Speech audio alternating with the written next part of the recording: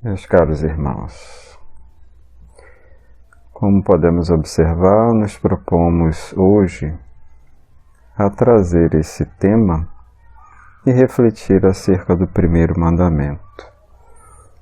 Então, colocamos aqui como título, como uma sugestão de título do nosso encontro, Como amar a Deus sobre todas as coisas. E nós vamos iniciar o nosso estudo aqui no Evangelho segundo o Espiritismo, no capítulo 1, item 2, onde Kardec reproduz aquilo que vai estar registrado no Antigo Testamento ou no primeiro mandamento que nós encontramos na Bíblia. Eu sou o Senhor vosso Deus, que vos tirei do Egito, da casa da servidão. Não tereis diante de mim outros deuses estrangeiros. Não fareis imagem esculpida, nem figura alguma do que está em cima do céu, nem abaixo da terra, nem do que quer que esteja nas águas sob a terra. Não adorareis e não lhes prestareis culto soberano. Nós estamos habituados a ter uma outra lembrança, Quando a gente fala de primeiro mandamento, ou os 10 mandamentos, a gente lembra mais desse aqui, que vai estar em Lucas, no capítulo 10, versículo 25 a 27. Amarás o Senhor teu Deus de todo o teu coração, de toda a tua alma e de todas as tuas forças e com toda a tua capacidade intelectual. Isso é dito por alguém que interpela Jesus como ele poderia entrar no reino dos céus, ganhar a vida eterna. E Jesus pergunta para ele, o que está escrito na lei? Como a leis, como a interpretas, E essa pessoa, a gente observa, conhecedora da Escritura, responde, amarás ao Senhor teu Deus, o primeiro mandamento. Mas, vamos pensar a respeito disso, Como é que a gente consegue? E aí entra aqui uma provocação. Como é que a gente consegue amar alguém que a gente não vê, a gente não escuta, a gente não abraça, a gente não convive? Alguém que praticamente a gente poderia dizer que não conhece. Não é verdade? A nossa referência é visual, é material, é do tato, é da audição, é da visão. Por quê? Porque estamos encarnados e a nossa referência ela acaba sendo preponderantemente material. E aí quando entra essa questão da gente pensar naquilo que a gente não viu, não escutou, não pegou, a gente tem uma dificuldade. Mas vamos ver como é que isso acontece e a gente vê que não é bem assim. Eu vou pedir para vocês que onde vocês estão, vocês repitam essa frase aqui, ó. Eu sou filho de Deus. Repita. Eu sou filho de Deus. Agora eu quero que você pense, fale mentalmente.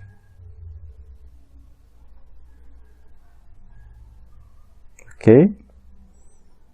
Agora mais um exercício, mais uma coisa. Eu vou pedir agora que vocês fechem os olhos e lembrem de uma recordação boa, uma lembrança agradável, um momento feliz, um momento de conquista, o nascimento de um filho, o seu primeiro sorriso, a sua primeira palavra, o casamento, enfim, uma memória boa, uma lembrança boa.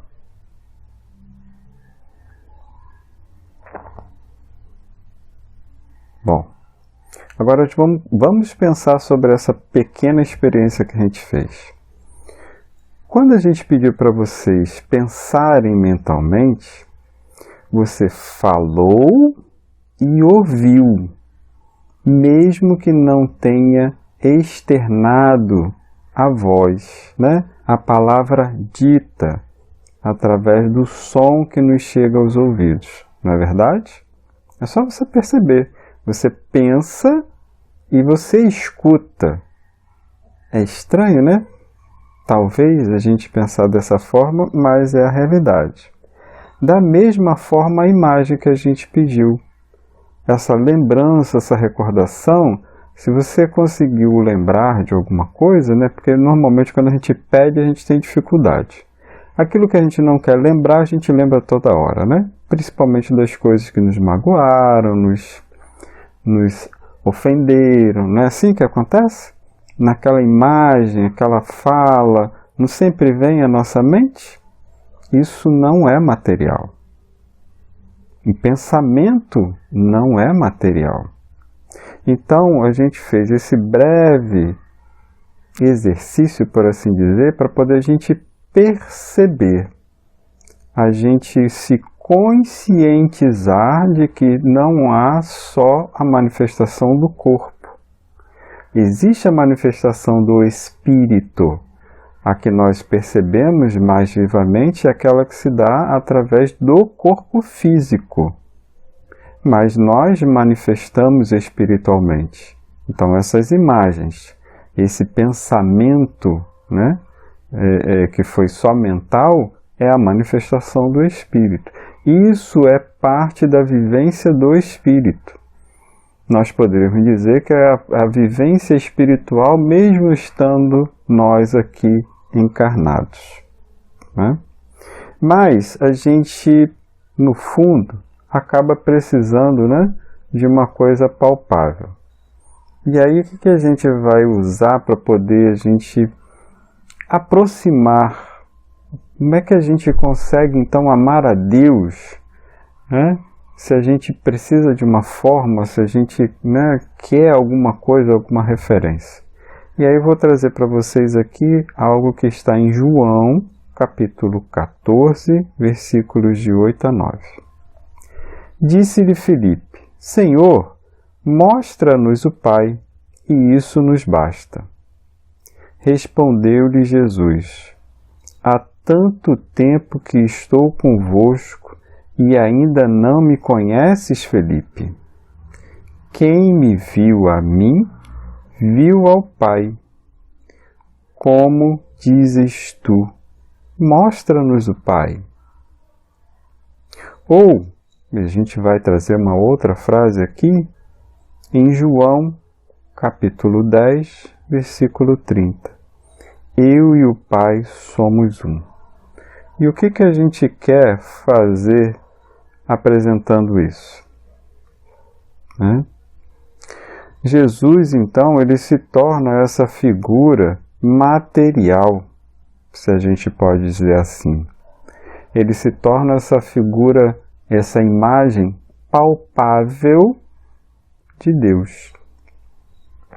A gente recorda aqui agora que a mãe de Chico Xavier, eu acredito que me falha a memória aqui exatamente, mas se não me engano é a mãe, né, que fala sobre Jesus, que ele teria dificuldade, né, de se relacionar com Deus, assim, né, de se dirigir a Deus, né, justamente por essa questão abstrata. E aí ela indica ele se dirigir a Jesus, né? Porque facilita, a gente ainda precisa, algumas vezes, destas referências, né?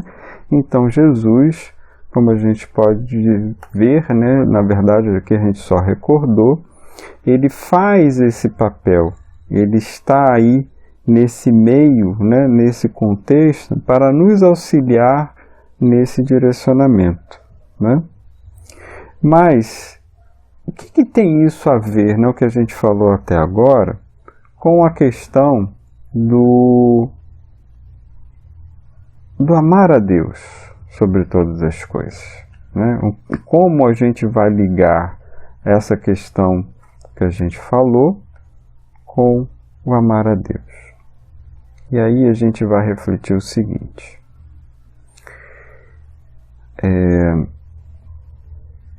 No fundo a gente poderia dizer assim, ó, se a gente não consegue falar com Deus, ou fica, né, nesse vazio, porque a gente não tem, né, como a gente comentou, essa forma, né? Então Jesus entra num primeiro momento para suprir para a gente isto. Então, assim, se a gente está falando de amar a Deus, como é que a gente ama alguma coisa que a gente não consegue se relacionar? Né? E a gente já escutou, né, muitas coisas, né? Deus está na natureza, está dentro de nós e tal. Mas vamos trazer isso assim para uma questão mais prática, né, para a gente, né? Então Jesus, ele representa essa presença de Deus, né? Isso ajuda-nos a situar, né? A gente ter um foco, a gente ter um referencial. E aí, no nosso passo evolutivo, a forma mais próxima da gente de amar a Deus se dá através da obediência. Mas obedecer o quê? E aí a gente traz Jesus, né? Jesus vem dizer que não veio destruir a lei, mas dar cumprimento, veio exemplificar e veio nos trazer uma boa notícia. Olha, Deus é Pai de amor e bondade. É a suma bondade. Ele veio mostrar quem é Deus. Por isso aquela frase ali anterior, né? E ele se surpreende com Filipe. Queres que eu te mostre Deus? Mas se eu estou aqui contigo e você não o reconheceu em mim, então agora a gente já pode dizer que conhece Deus, que vê Deus, que ouve Deus, que dialoga com Deus. Por quê? Porque a gente usa Jesus como esse referencial, né? As leis, obediência ao quê?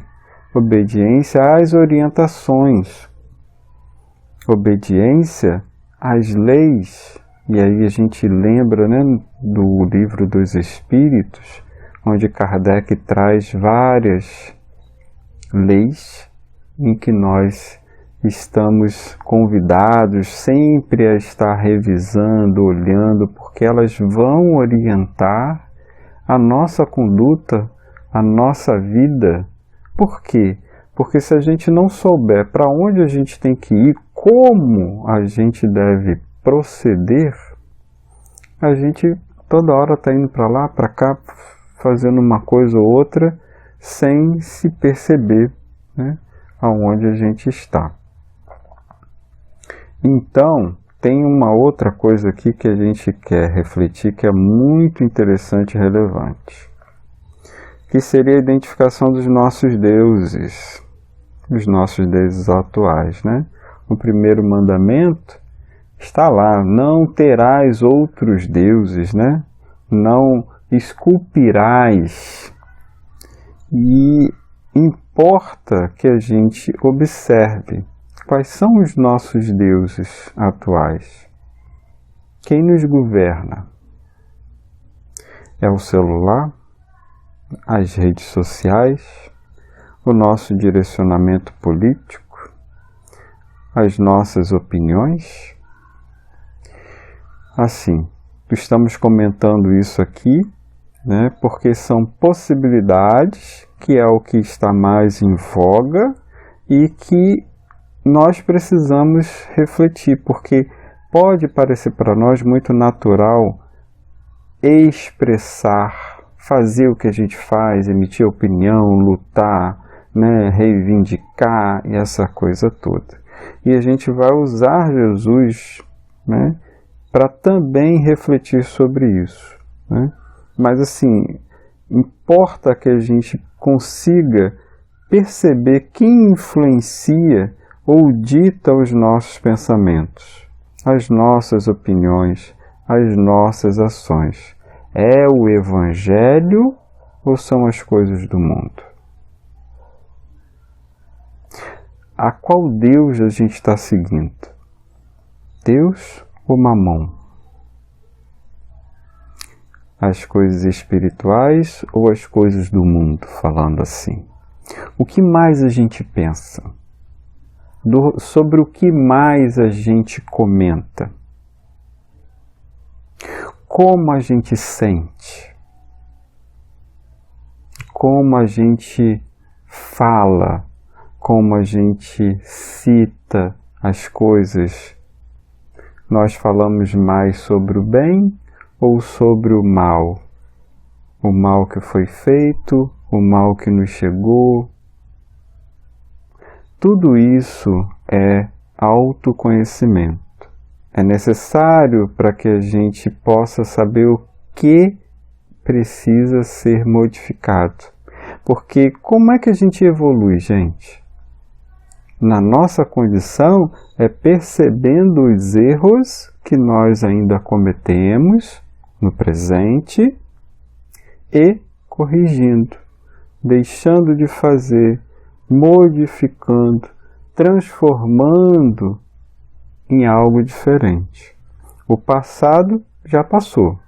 Ele hoje nos alcança com as dificuldades que nós temos. Não é verdade? Então, tudo que a gente vive hoje de dificuldade é consequência do passado, ou seja, é a nossa própria presença lá atrás chegando hoje, como consequência. Né? Então, assim, precisamos fazer essa pausa para poder observarmos como se fosse uma pessoa de fora. Assim como às vezes a gente consegue observar bem e dar toda a descrição do que fulano faz isso, deixou de fazer, porque tinha que ser assim, mas ele não faz, e falou isso, e observem como a gente consegue descrever e falar acerca do outro, mas quando a gente pede ou quando é necessário a gente falar sobre si mesmo, a gente tem grande dificuldade. Mas, nesse sentido, trazendo Jesus como referência para nos auxiliar nesse contexto, eu gostaria de recordar, assim, muito rapidamente, né, sem a gente se estender, sobre o propósito da vinda e da vida de Jesus, né? Da sua vinda até aqui e a sua vida. Vamos observar o seguinte: com que Jesus estava preocupado? Ou seja, as suas ações, a sua fala, o seu exemplo, as suas orientações estavam voltadas para o quê? Nós vamos poder observar que ele estava focado em esclarecer as pessoas e confortá-las. Esclarecer no sentido de, olha, Deus é Pai de amor e bondade infinita. Tenha fé, confie, siga a lei, porque o que virá de futuro para você é felicidade. Ele estava atento às necessidades que chegavam até ele e não deixou de atender a ninguém que ele podia. Isso a gente tem absoluta certeza. Né? Por que a gente está colocando isso? Porque, vejam, ele não se prestou a combater César ou Roma, o império. Não é porque ele não podia. Ele poderia? Poderia, certamente. Mas o foco dele não era tomar o poder. Não o poder do mundo. Então, isso deve também falar algo para a gente. Para onde está direcionado o meu esforço? Com que eu estou gastando o meu tempo? Eu estou lutando, combatendo contra quem?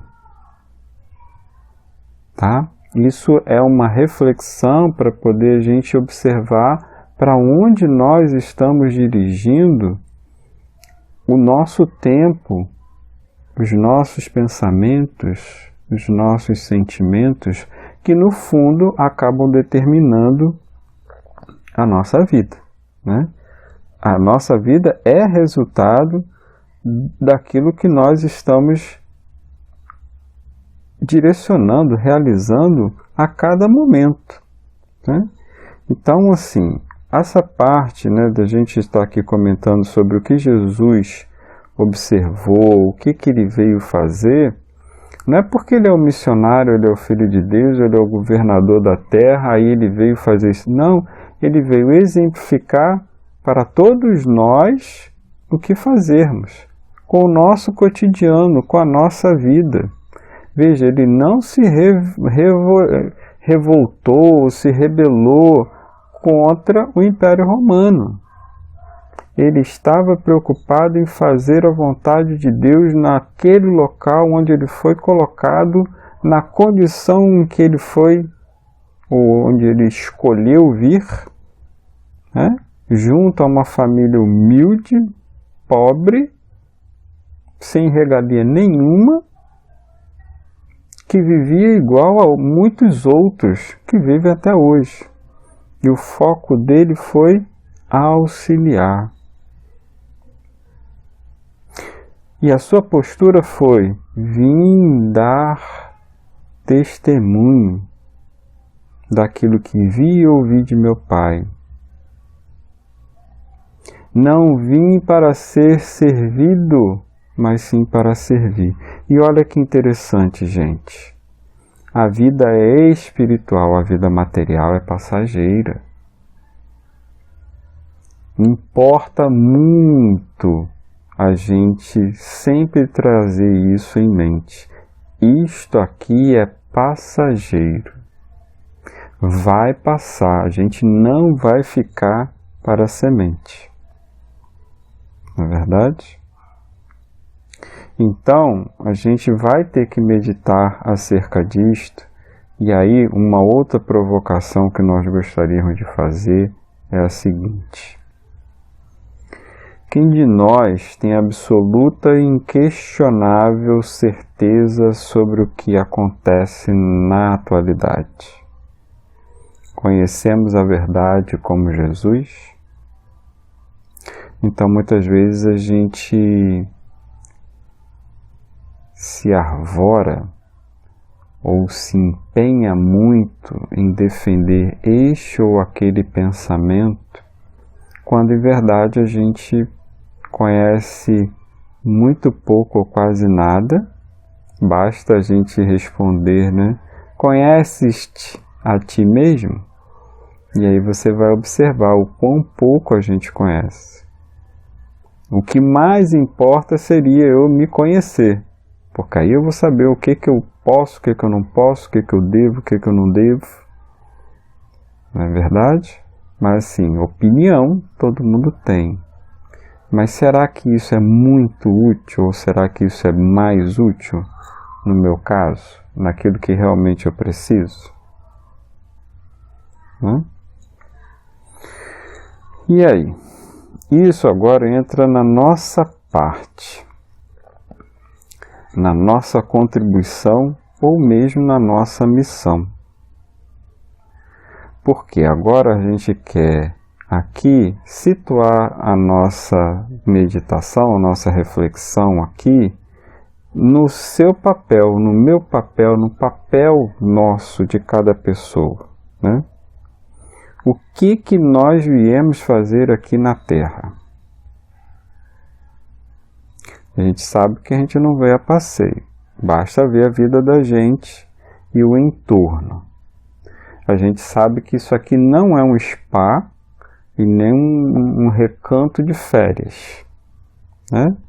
Em outras palavras, a gente observa a característica de um hospital, a característica de uma escola, e também vai dizer-nos Emmanuel, além dessas duas, a característica de prisão. Talvez essa seja a maior delas, né? Porque todos nós estamos presos a alguma circunstância. Não tem quem aqui esteja livre. Todos nós estamos presos a alguma situação que nós precisamos resolver, né? Então, assim, o foco da nossa vida, o foco, né, o objetivo de estarmos aqui, ele não é aprender a viver a vida material. Ele é de gozar aqui das nossas faculdades espirituais na experiência material, para que a gente possa crescer, evoluir, reconciliar com os nossos ex-amigos, ou adversários, ou inimigos, né? Lembrar de fato que estamos aqui de passagem. E a gente não sabe em qual estação a gente vai descer. E nem quando esse trem da vida vai chegar lá nesta estação, né? Outra coisa que importa a gente lembrar, gente, nós voltaremos. Sim. Muitas vezes a gente observa que o nosso pensamento ele entra num campo aflitivo de tentar resolver a problemática que nos atinge e que a gente luta às vezes por anos e não vê modificar-se. Eu gosto sempre de lembrar uma frase de Jesus em que ele pergunta: quem não vai querer pagar 10 por uma dívida de 100? E ele já faz uma métrica, né? Ele já faz um percentil. Olha, o que é cobrado de nós é 10% da nossa dívida. Ele mais ou menos diz, olha, você deve 100, mas a misericórdia divina é tamanha que ela está te dando 90% de desconto. 10% é o que a gente vive. Muitas vezes nos parece pesado, excessivo, a gente parece não dar conta, né? Mas de fato a reencarnação ela vai entrar num contexto que a gente vai abordar mais à frente, né? Mas que isso nos sirva de alento, que a gente possa pensar sobre isso, sobre essa questão, sobre esse desconto tamanho, com alegria, ou pelo menos como refrigério, né? Por quê? Porque a vinda de Jesus, ele vem trazer justamente esse aspecto da consolação. O Espiritismo, nós não o colocamos como consolador prometido, aquele que vai esclarecer e estar conosco até o fim dos tempos. De fato, ele nos faculta a compreensão e o entendimento de muitas coisas que nos alcançam. Então, muitas coisas que a gente acha difícil, é doloroso, mas vejam, estamos aqui de passagem, estamos aqui num propósito, né? E Jesus veio demonstrar com a sua própria vida encarnada como a gente precisa, né, também seguir. Então, assim, a gente traz, né, assim, hoje a gente está trazendo assim, várias colocações de Jesus para poder a gente observar como de fato ele é essa referência, como através dele a gente vai conseguir compreender o planejamento de Deus para nós e como nesse contexto todo a gente consegue reconhecer essa bondade e facilitar com que nós possamos entrar nesse âmbito do amor, do amar a Deus, né? Jesus também, em uma outra oportunidade, ele vai dizer: quem busca acha, quem pede recebe e quem bate a porta se abre. Então, se nós buscarmos sim solução para as nossas questões, nós vamos encontrar. Aquilo que nós pedirmos, e Jesus fala, né? Aquilo que pedir em meu nome, nós vamos receber. E a porta que a gente quiser entrar, de preferência a porta estreita, como ele diz, ela também se abrirá para todos nós. Porém, cabe a gente lembrar, né? Tudo isso aqui vai ser fornecido se for para o nosso bem. Ah, Jesus, eu queria tanto ganhar na Mega Sena. Eu ia ajudar tanta gente, eu ia tirar muitas pessoas da miséria, eu ia... Não esperemos por isso. Façamos por uma. Até porque nós precisamos dar oportunidade para o vizinho, para os nossos parentes, de também ajudar outra. Né? Então, nós receberemos de acordo com o que é realmente necessário para a gente. Né? Então, gente, olha, o amar a Deus sobre todas as coisas é sobre todas as coisas mesmo. Mais do que as nossas próprias opiniões, os nossos desejos e as nossas verdades. Quando a gente observa isto, amar a Deus sobre todas as coisas, pensemos sobre a frase, sobre todas as coisas. E não é só coisa material. É tudo sobre o nosso próprio pensamento, sobre a nossa própria vontade, sobre as nossas próprias ambições, desejos. Porque quando a gente entrega a nossa vida a Deus e Ele conduz, e essa condução se dá, né, pelo conhecimento do Evangelho, seguir o Evangelho, viver de acordo com o Evangelho, a coisa vai fluir. Vamos ter dores? Sem dúvida. Não tenhamos dúvida. Eu acho que ninguém tem dúvida, né?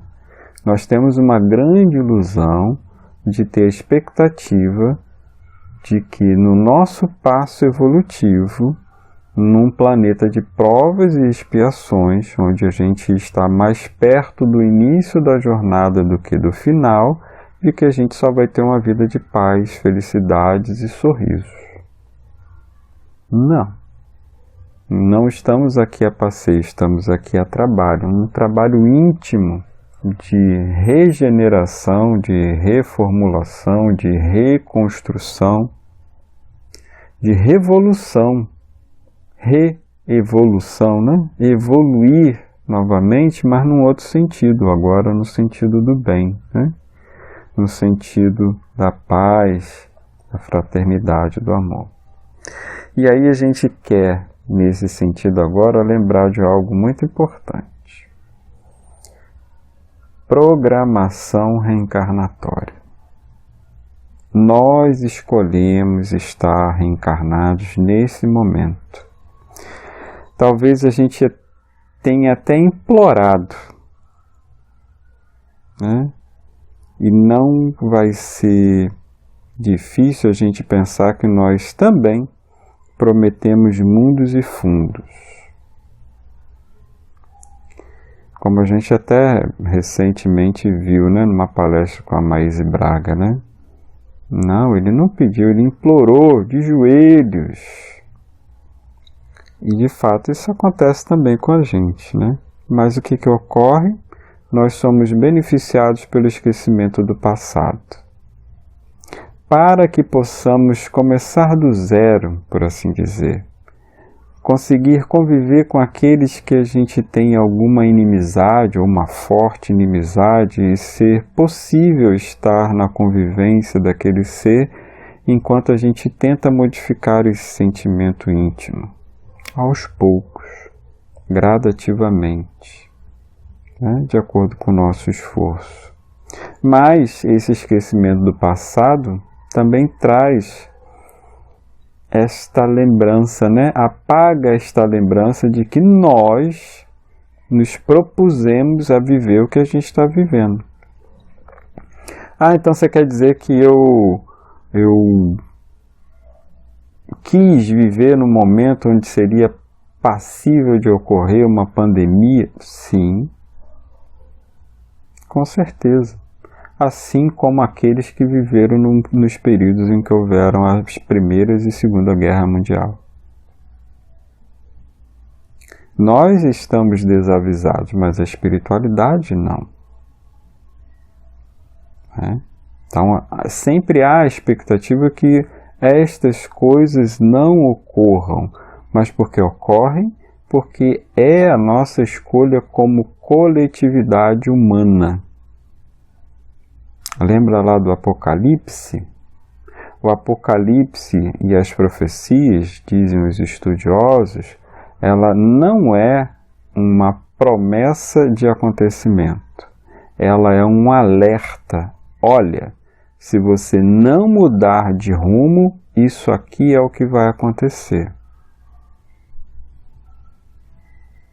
Não é uma profetização vai acontecer. Não, é um alerta.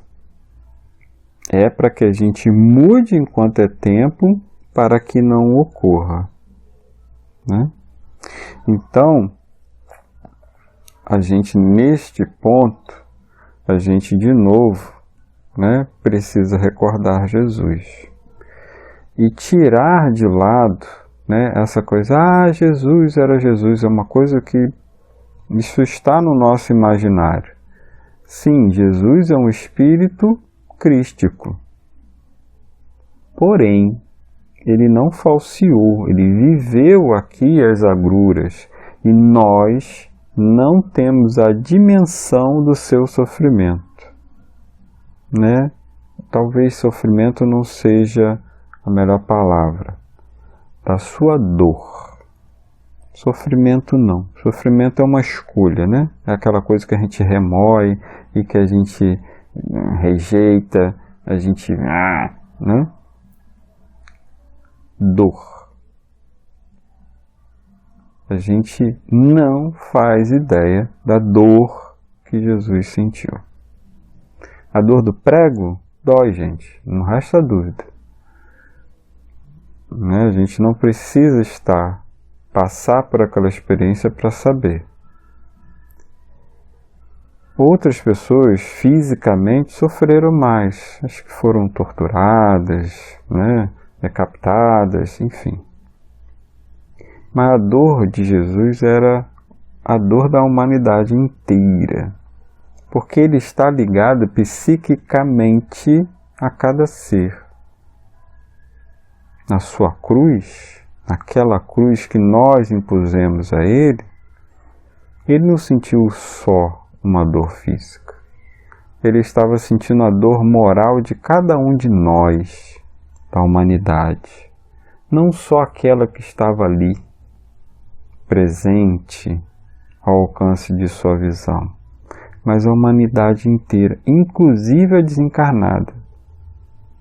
Então soma toda esta dor e sente. Esta é a dor de Jesus. Uma dor pela incompreensão, uma dor pela rejeição, porque Deus já preparou o seu banquete para nós e a gente ainda reluta, a gente não abre mão, a gente alimenta ainda a raiva, o ódio, a gente guarda mágoa, quando a gente já poderia estar caminhando no sentido diferente, né? Então, gente, o Jesus que nós meditamos, procuramos lembrar, recordar, né? A gente pode dizer que ele já sabia disso tudo. Ele já sabia que ocorreriam aquelas coisas, né? A diferença para nós é que a gente não recorda, né? Mas cabe a gente até lembrar disso, né? Não só ele sabia, Isaías, 400 anos antes, vai profetizar que aquele Salvador seria traído com um beijo. E de fato se deu, né? Pode ser até poético, né? Haverá aqueles que irão dizer que isso aí de repente foi enxertado, né, para poder dizer que estava escrito e se cumpriu, né? Enfim.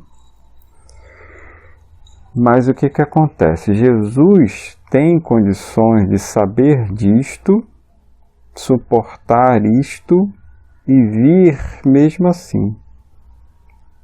Por outro lado, nós não. Imagina a gente lembrando aqui dessas circunstâncias. Olha, você programou a certa altura da vida, perder um braço. Olha, você vai ficar cego. Olha, você vai ter um problema e vai ficar paralítico. Olha, imagina. O que ia acontecer com a gente? Aos nossos olhos materiais encarnados, isso é daquelas coisas mais difíceis de se aceitar. Por quê? Porque você vai passar pela privação dos seus desejos, de uma vida dita normal. Por quê? Porque a gente não consegue, na maioria das vezes, lembrar que nós estamos aqui em processo evolutivo. E cada ser tem um tipo de reencarnação, às vezes provacional, às vezes de resgate, às vezes de regeneração, às vezes de missão. Não é tudo igual, né? Somos e estamos em condições diferentes, por isso que de repente a gente olha para o lado e vê uma família um pouco mais tranquila, mais harmônica, e a nossa não é. Ou a gente vê lá as pessoas crescendo, evoluindo, e a gente nada do que faz dá certo. Faz parte também, às vezes, da programação. Nossa vida, nossa experiência aqui, né? A gente recorda, né, de um irmão que foi atendido numa reunião mediúnica, só para poder a gente ter assim, um exemplo, né? E ele relatava que passou a vida inteira sendo rejeitado, ninguém o aceitava, passando fome, ninguém oferecia comida, né? Passou na mendicância. E aí, em dado momento, ele recorda da sua pessoa num palácio, né, numa mansão, onde ele viveu uma experiência de riqueza e várias pessoas lhe pedindo, estendendo a mão, pedindo comida. E ele olhava para aquilo indiferente e nada fez. E ele próprio compreendeu, né?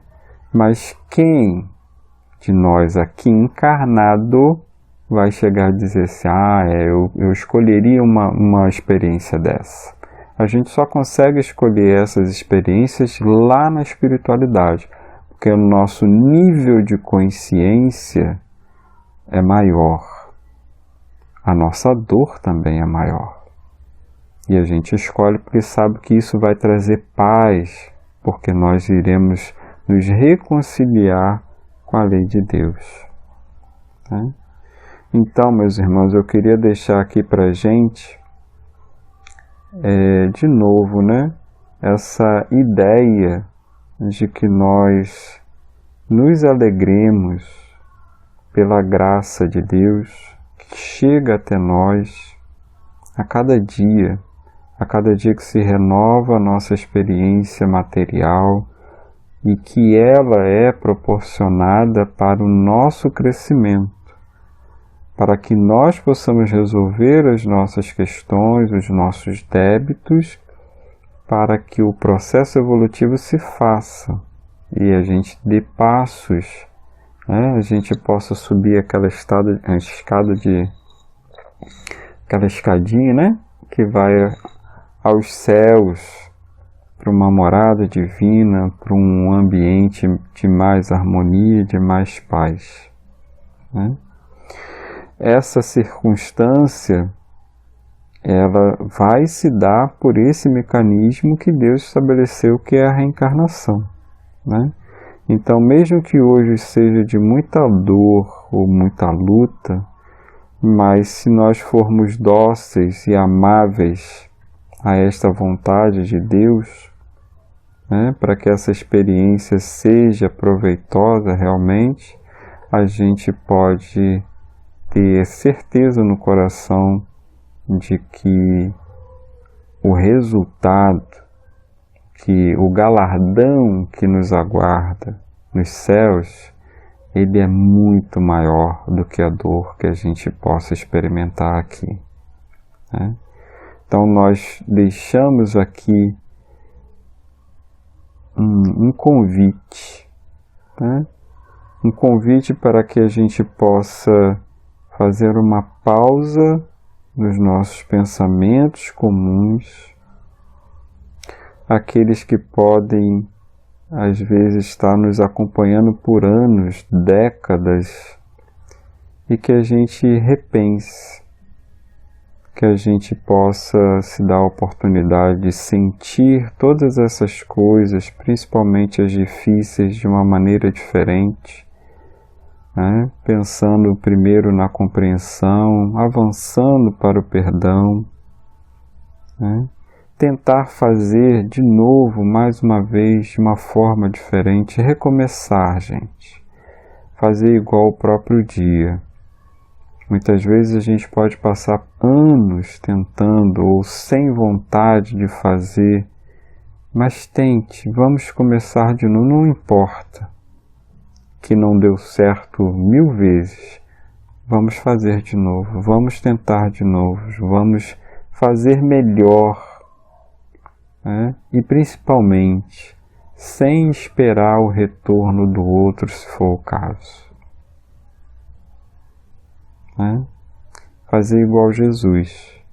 Ele nos deu o seu melhor, mesmo sabendo que nós lhe daríamos pregos nas mãos e fel na boca. Então, assim, nosso papel, nosso trabalho aqui ainda é de trabalho. Não é de felicidade, aqui não é uma instância de felicidade. Como ele mesmo disse, meu reino ainda não é deste mundo, porque nós ainda não transformamos o nosso mundo íntimo num mundo de paz, num mundo de harmonia, num mundo de entendimento, de fraternidade. Então, cabe-nos esse exercício, esse esforço em compreendermos a vontade de Deus, que estão, por assim dizer, colocadas para a gente através das suas leis. Saber que toda vez que a gente fere a lei, a gente se compromete, e isso é o que de fato gera dor nas nossas vidas, nas nossas experiências, e que há grande ganho em nós seguirmos a vontade de Deus, tendo sempre em mente a sua presença na, entre aspas, imagem de Jesus. No seu Evangelho, na sua experiência, nos seus ensinamentos, na sua prática, que não ficou no passado, ela avança e nos alcança hoje e vai nos acompanhar até o futuro. E tenhamos certeza, um dia, todos nós estaremos face a face com esse irmão maior. Porque ninguém vai ao Pai senão por Ele. Um dia nós teremos a graça de estar diante deste irmão para poder a gente dizer: muito obrigado, Jesus. Muito obrigado por me conduzir até aqui, por ter me amado tanto e tanto, por tanto tempo, por ter aguardado, por ter tido esperança e a certeza de que nós um dia nos encontraríamos. Que esta imagem, meus irmãos, se fixe em nossa alma, porque ela é uma realidade de um dia futuro que nos aguarda. Muita paz. Fiquem com Deus.